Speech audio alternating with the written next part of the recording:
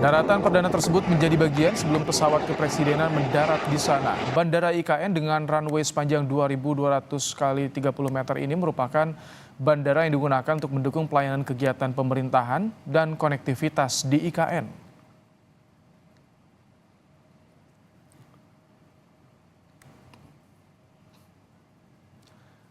Hari ini Presiden Jokowi bertolak ke Kalimantan Timur untuk mulai berkantor di Ibu Kota Nusantara IKN. Presiden melakukan pertemuan dan memberikan pengarahan kepada pejabat TNI Polri. Mabes Polri dan seluruh Kota Nusantara. Hari ini Presiden Joko Widodo memberikan arahan kepada para pejabat TNI dan Polri di Istana Negara Ibu Kota Nusantara IKN Kalimantan Timur. Kegiatan ini merupakan salah satu agenda Presiden Joko Widodo selama berkantor di Ibu Kota Nusantara, di mana Presiden Joko Widodo memberikan langsung arahan kepada para Kapolres dan Kapolresta Balikpapan. Jokowi bilang Panglima TNI dan Kapolri meminta agar pertemuan Presiden dan jajaran TNI Polri bisa dilakukan di IKN. Panglima TNI dan Kapolri menyampaikan, Pak, kami ingin mengumpulkan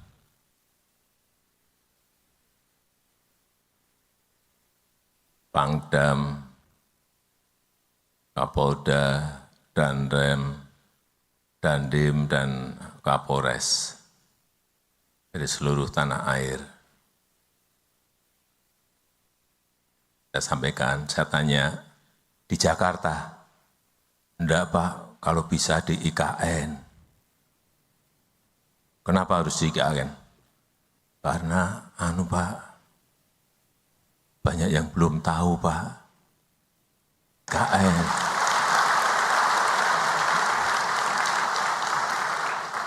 Hanya lihat di TV, ya di YouTube, lihat di video. Tapi pengen lihat aslinya seperti apa. Kapolri Jenderal Listio Sigit Prabowo menyatakan arahan Presiden mampu meyakinkan Polri untuk menghadapi tantangan dan dinamika yang ada. TNI Polri juga siap menindaklanjuti arahan Presiden untuk mewaspadai perkembangan lingkungan strategis yang dapat berdampak pada kemajuan bangsa. kami menyadari dinamika tantangan bangsa akan semakin tidak mudah, namun dengan direktif dan arahan dari Bapak Presiden, kami merasa yakin akan mampu dan siap menghadapi serta menyelesaikan berbagai tantangan tugas ke depan. Selanjutnya, TNI Polri siap menindaklanjuti petunjuk dan arahan Bapak Presiden untuk mewaspadai perkembangan lingkungan strategis yang dapat berdampak kepada kemajuan bangsa. Jelang transisi pemerintahan Joko Widodo ke Prabowo Subianto, Presiden mulai berkantor di IKN. Lalu seperti apa transisi pemerintahan antar keduanya? Sudah ada Burhanuddin Muhtadi, Direktur Eksekutif Indikator Politik Indonesia, dan juga Yusuf Permana, Deputi Bidang Protokol Pers dan Media Sekretariat Presiden. Selamat petang, Pak Yusuf, Mas Burhan. Selamat petang, Mas Ibrahim. Baik. Salam dari Ibu Kota Nusantara. Pak Yusuf sedang ada di IKN. Pak Yusuf, jadi mulai hari ini full Presiden akan berkantor di IKN hingga Oktober nanti? Ya, jadi hari ini Bapak Presiden sudah mulai kembali berkantor di IKN. Tadi seperti yang kita ketahui bersama, beliau memberikan pengarahan kepada para pejabat TNI dan Polri di Ibu Kota Negara atau di Istana Negara Ibu Kota Nusantara. Oke, Mas Burhan, ini jelang masa transisi Presiden akan lebih banyak berkantor di IKN lebih dari 1 bulan. Ini mengapa? Apa yang ingin disampaikan Presiden jelang masa transisi ini, Mas Burhan? Saya kira maknanya lebih simbolik ya, karena kita tahu bahwa masa jabatan Presiden secara konstitusional tinggal menghitung hari. Artinya kalau dilihat dari sisi substantif, tentu masih banyak constraint bagi seorang Presiden seperti Pak Jokowi untuk bisa menyelesaikan agenda yang tersisa di IKN ketika infrastruktur belum seluruhnya selesai. Dan kita tahu perangkat negara juga lebih banyak di Jakarta. Nah, karenanya saya sebut simbolik karena Presiden ingin memberi semacam pesan, terutama kepada satu elit politik, lebih khusus lagi kepada Pak Prabowo yang akan melanjutkan masa kepresidenan mendatang dengan Mas Gibran, dan yang kedua adalah kepada publik bahwa IKN ini adalah agenda negara yang seharusnya berkelanjutan, sehingga memberi semacam pesan kepada Pak Prabowo agar melanjutkan agenda ini, meskipun secara konstitusional Pak Jokowi sudah hampir meninggalkan masa jabatannya bulan depan. Oke, Pak Yusuf, kami ingin konfirmasi lagi. Jadi per hari ini tidak akan ada lagi kegiatan rapat kabinet di Istana Jakarta, Pak? Ya, jadi perlu kami sampaikan bahwa Bapak Presiden dapat berkantor di mana saja, tidak selalu harus di ibu kota Nusantara, bisa juga di Jakarta. Artinya, Bapak Presiden dalam sisa masa jabatannya, beliau akan selalu muter keliling daerah untuk bertemu dengan masyarakat, untuk meresmikan program-program infrastruktur yang sekarang alhamdulillah sudah selesai, dan kami sampaikan juga bahwa sampai saat ini banyak sekali permohonan untuk Bapak Presiden dapat meresmikan antara lain smelter Freeport, smelter Aman maupun bauksit di Mempawah. Artinya kita akan muter terus sampai Bapak Presiden selesai masa jabatannya. Jadi bisa saja tidak harus selalu di IKN, tapi akan selalu muter ke daerah-daerah. Oke, masih akan mutar ke daerah. Tapi sebelum kita lanjutkan dialog, saat tadi memimpin rapat pengarahan pada seluruh pimpinan TNI Polri di IKN, ini Presiden Jokowi mengungkap pembangunan IKN butuh waktu 10 hingga 20 tahun lagi. Meski terbilang lama, namun Jokowi yakin Prabowo akan mempercepat penyelesaiannya. Kita simak bersama. Sebentar, IKN ini belum jadi. Masih dalam proses pembangunan. Mungkin bisa memakan waktu 10 tahun, 15 tahun, dan bahkan 20 tahun. Meskipun saya meyakini Bapak Presiden terpilih pernah menyampaikan kepada saya, akan saya percepat, Pak. Kembali disampaikan soal Prabowo yang akan mempercepat, akan komitmen melanjutkan pembangunan IKN. Mas Burhan, sampai beberapa kali disampaikan soal Prabowo akan komitmen melanjutkan IKN. Apa makna dari ini? Apakah ingin terus meyakinkan Prabowo atau Prabowo memang justru sudah yakin akan lanjutkan IKN ini? Karena berkali-kali disampaikan Presiden.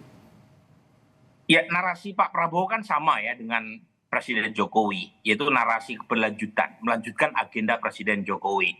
Tetapi lagi-lagi kita harus lebih hati-hati ya memaknai ini.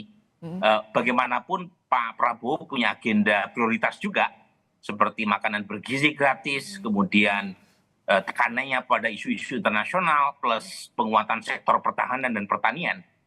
Nah, bahwa IKN adalah agenda yang berkelanjutan, iya, tetapi sangat ditentukan oleh kesiapan fiskal kan, karena program Pak Prabowo sendiri juga memberi tekanan fiskal yang tidak kecil. Makanan bergizi tahun depan sekitar 71. Kalau dari pernyataan tadi Anda melihat ada sedikit kekhawatiran dari Jokowi. Itu kan soal perspektif ya. Apakah kita menganggap ada kekhawatiran atau tidak, itu tergantung dari masing-masing orang. Tapi poin saya, tahun depan ini bukan tahun yang mudah. Tahun depan itu ada 800 triliun utang kita yang jatuh tempo. Kemudian pemerintahan Prabowo juga punya prioritas kan, seperti yang tadi saya sebut. Belum lagi IKN. IKN mungkin beban negara tidak sebesar tahun sekarang ya, mungkin sekitar 27 T.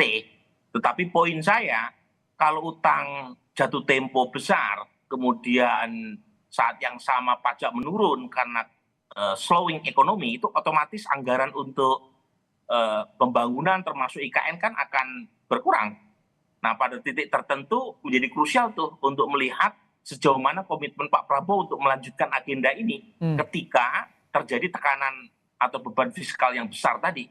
Okay. Nah, karenanya tadi saya sebut, Mas, karenanya Pak Jokowi memberi semacam pesan simbolik dengan berkantor sebelum masa jabatannya berakhir. Selesai.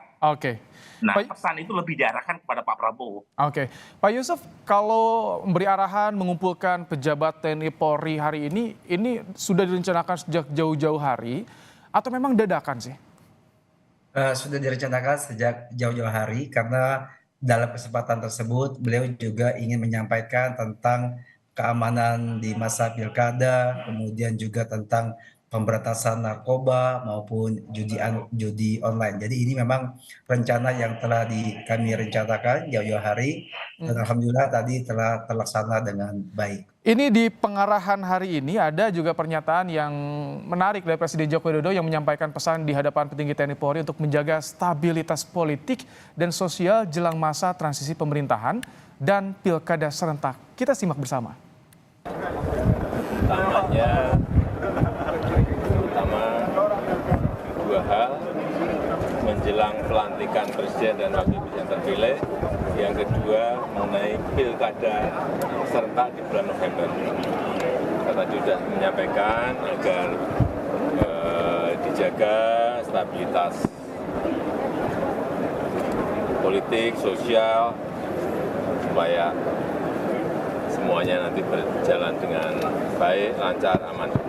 Saya rasa tekanannya di dua hal tadi.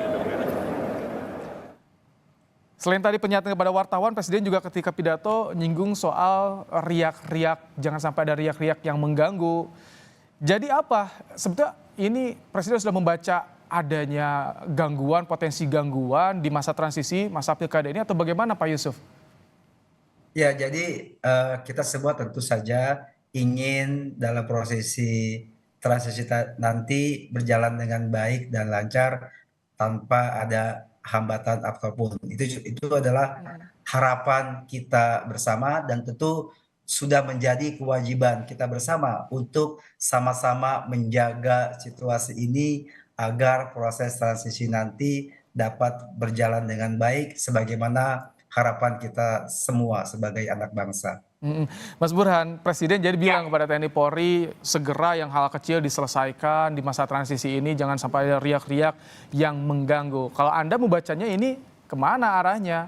Apakah Presiden sudah membaca? Ini ada potensi gangguan nih, ada potensi riak-riak jelang transisi atau bagaimana Mas Burhan? Ya, agenda jangka pendek kan pilkada serentak ya, dan ini baru pertama kali ada pilkada di lebih 500 kabupaten kota dan 37 provinsi. Sebelumnya kan keserentakan itu hanya berlangsung antara 100 sampai 200-an wilayah. Nah, ini semua wilayah. Nah, kalau misalnya ada ketidaksiapan dari aparat keamanan baik TNI terutama Polri, itu jadi masalah karena masing-masing aparat keamanan menjaga wilayahnya sendiri-sendiri kan kalau dilakukan secara serentak. Jadi kalau misalnya Kabupaten Bogor menggelar pilkada, kemudian wilayah di sampingnya juga menggelar pilkada, salah satunya kalau ada masalah keamanan tidak bisa membekaukan aparat yang satu untuk datang ke tempat lain karena masing-masing sibuk dengan tugas dan jurisdiksi masing-masing. Nah, pada titik itu perlu diantisipasi keserentakan ini. Nah, memang ini yang perlu dicatat. Kan pilkadanya dilaksanakan 27 November pada saat Pak Prabowo sudah resmi menjadi presiden. Nah, jadi makanya tadi saya sebut sebenarnya acara pertemuan presiden dengan aparat TNI Polri kemudian dilakukan di IKN itu maknanya lebih simbolik. Karena apapun sudah dilaksanakan di bawah presiden baru gitu loh. Jadi sementara kita tahu di Kalimantan paling banyak kan hanya beberapa provinsi. Dan sebagian besar provinsi, kabupaten, kota itu ada di Jawa. Dan apa ini artinya lebih menjaga stabilitas jelang transisi pemerintahan, jelang pelantikan, jelang pergantian kepemimpinan? Simbolik, Mas. Jadi ingin memberi pesan simbolik bahwa Indonesia sudah punya ibu kota baru.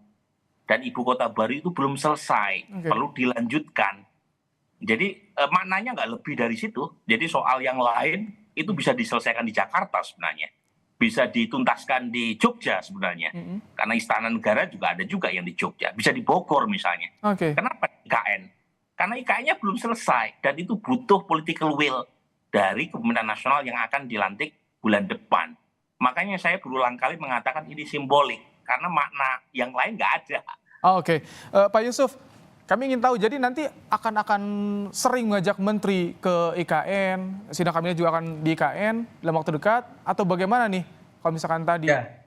Ya besok hari Jumat jam 9 pagi di Istana Negara akan diselenggarakan sidang kabinet paripurna. Kemudian setelah itu juga Bapak Presiden akan melanjutkan groundbreaking proyek yang ada di IKN, termasuk melakukan peresmian Hotel Nusantara. Oke. Seperti yang kita ketahui, sampai saat ini sudah akan masuk kita groundbreaking tahap ke-8, nanti akan segera kita lakukan selama kunjungan kerja kita di IKN. Oke. Tetapi yang pasti, Bapak Presiden akan selalu muter-muter ke daerah untuk melakukan kunjungan kerja, baik meninjau harga pangan, kemudian juga meninjau rumah sakit umum daerah untuk mengecek fasilitas kesehatan, termasuk juga meresmikan infrastruktur yang memang saat ini sudah banyak yang selesai begitu.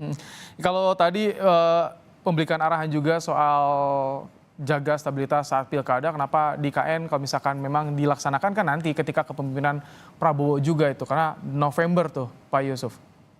Iya, dalam pembukaan tadi Bapak Presiden juga telah menyampaikan bahwa Panglima TNI dan Kapolri ingin pertemuan itu dilakukan di IKN karena masih banyak sekali pejabat TNI Polri, utamanya Pangkotama itu belum pernah datang ke IKN. Jadi kesempatan itu sekaligus juga dimanfaatkan para pejabat TNI Polri untuk dapat melihat dan datang langsung ke IKN sebagaimana permohonan dari Panglima dan Kapolri. Oke, Mas Burhan, ini yang juga menarik soal jelang transisi pemerintahan, tinggal hitungan hari lagi pelantikan. Ketika Jokowi memastikan berkantor di IKN, kalau Anda melihat ini sudah selesai, advice kepada Prabowo untuk rancangan kabinet atau komposisi nanti bagaimana pemerintahan menurut Anda? Tentu Presiden Jokowi sudah banyak ya melakukan komunikasi dengan Pak Prabowo sebagai Presiden-elek. Jangan lupa Mas, ini transisi paling mulus ya dalam sejarah pergantian kepemimpinan nasional. Kalau kita bandingkan dengan sebelumnya. Sebelumnya kan nyaris tiap kali pergantian presiden, itu relasi antara presiden yang outgoing sama yang akan dilantik, itu tidak semulus seperti sekarang. Kalau sekarang kan semuanya berlangsung secara sangat nyaman, kan agendanya kurang lebih sama. Kemudian Pak Prabowo juga terpilih di bulan Februari, sementara dilantik bulan Oktober. Jadi ada masa yang cukup panjang untuk melakukan semacam tanda kutip perkenalan dan sekaligus adjustment ketika beliau sudah menjadi presiden. Saat yang sama beliau juga masih menjadi menteri dari Pak Jokowi ya.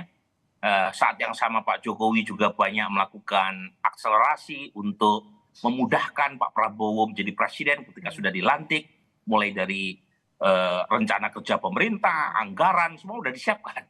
Jadi pada dasarnya ini transisi yang sangat smooth. Nah, tapi lagi-lagi apa yang direncanakan tidak selalu mulus kan, terutama lagi-lagi tantangan ke depan. Ini sudah 4 bulan terjadi deflasi berturut-turut, kemudian kelas menengah turun cukup tajam dari 23% di tahun 2019, sekarang tinggal 17%. Kemudian terjadi PHK cukup masif, tahun depan jatuh tempo 800T.